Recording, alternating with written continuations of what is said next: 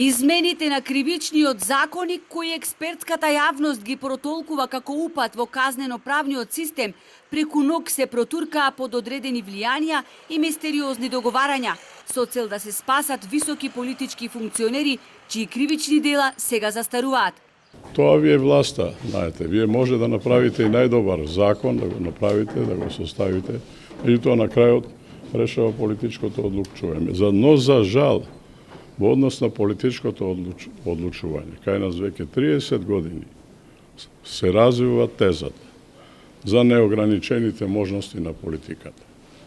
И дека политиката треба да ги води работите во државата, да го турне правото кога не треба на страна и со политички договори да ги решава проблемите.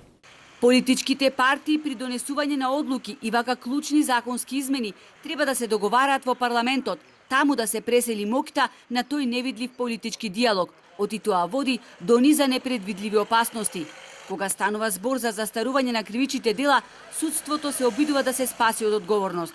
Целокупниот овој сегмент или состојбата во судството е рефлексија на сите состојби кои што се во нашето општество. Најлесно е вие да кажете предметите застаруваат, не функционира, меѓутоа сето тоа е обременето со соодветна инфраструктура, меѓутоа и човечки ресурси. Немањето една јасна стратегија на оние кои што требало да го менаџира целокупниот процес доведе до ова состојба и тоа е суштината.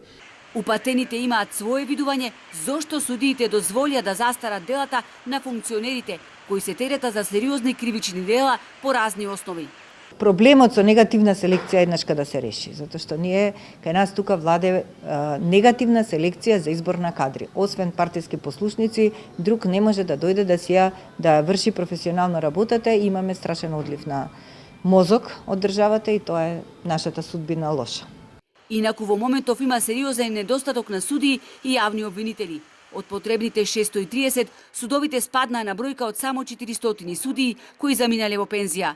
Преполовени се и јавните обвинители, стручни соработници и друг судски персонал. Ова се случувало последните 15-20 години.